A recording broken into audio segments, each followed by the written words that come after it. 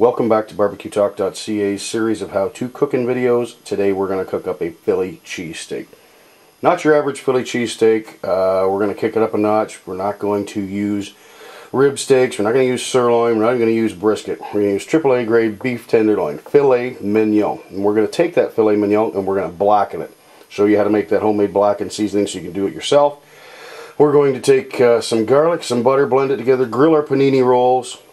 We will grill up our beautiful red peppers, Vidalia onions, our red onions, and top that beautiful blackened beef tenderloin on that bun with some melted cheese whiz.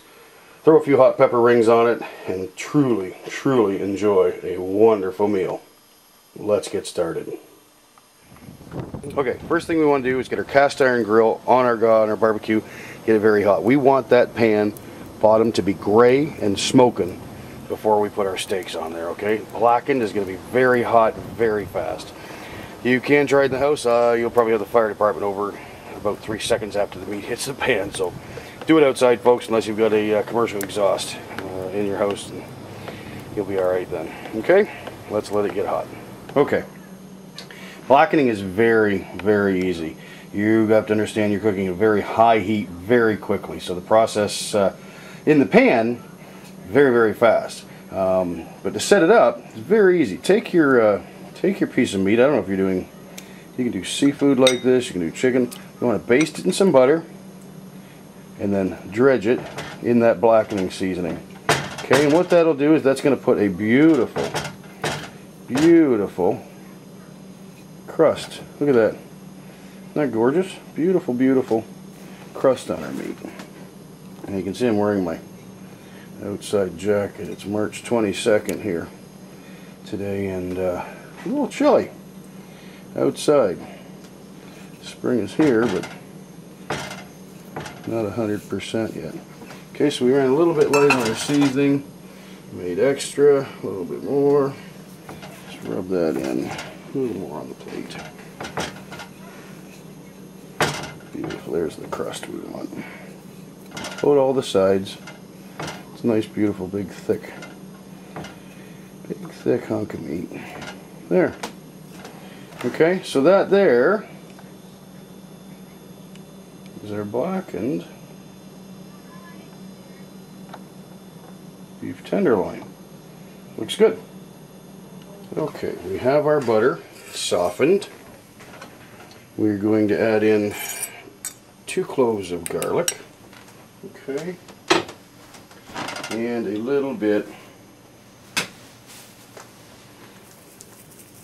of ground parsley. That's it. That's all there is. That's all there is to making up a compound butter. Okay? That'll coagulate, thicken up a little bit. We'll put that on our buns.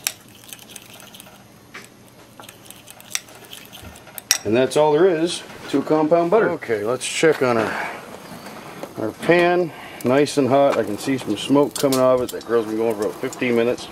These are going to go on, depending on how well you want them done, as little as 2 or 3 minutes aside. Okay, but you can imagine what that would do in your house after 5 or 6 minutes. Okay, so that's how we make our blackened.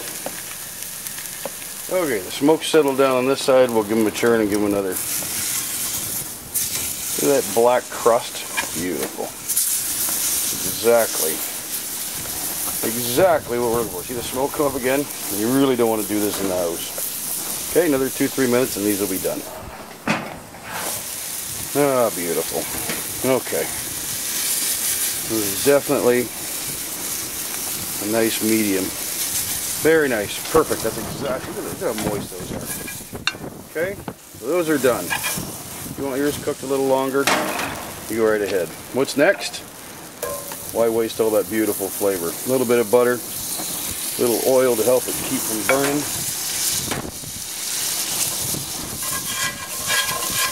Stir up all those beautiful bits of seasoning and leftovers from the meat.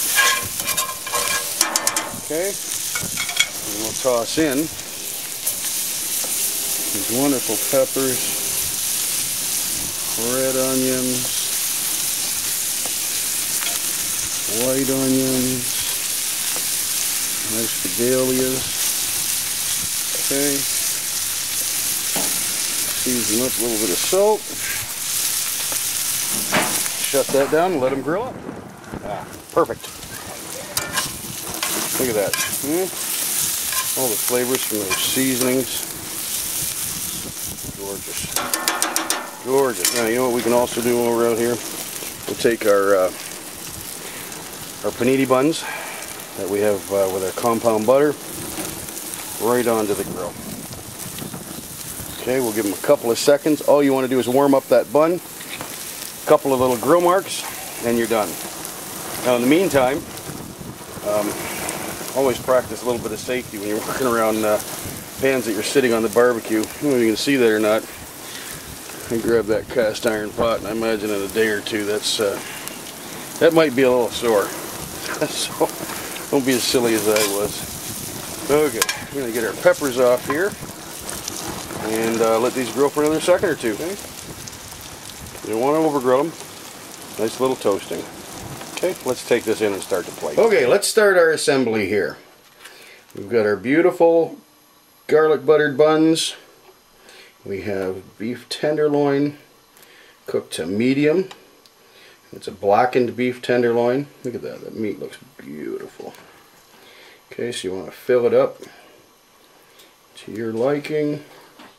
We're going to load her right up here. That's what a Philly cheesesteak is all about. Okay.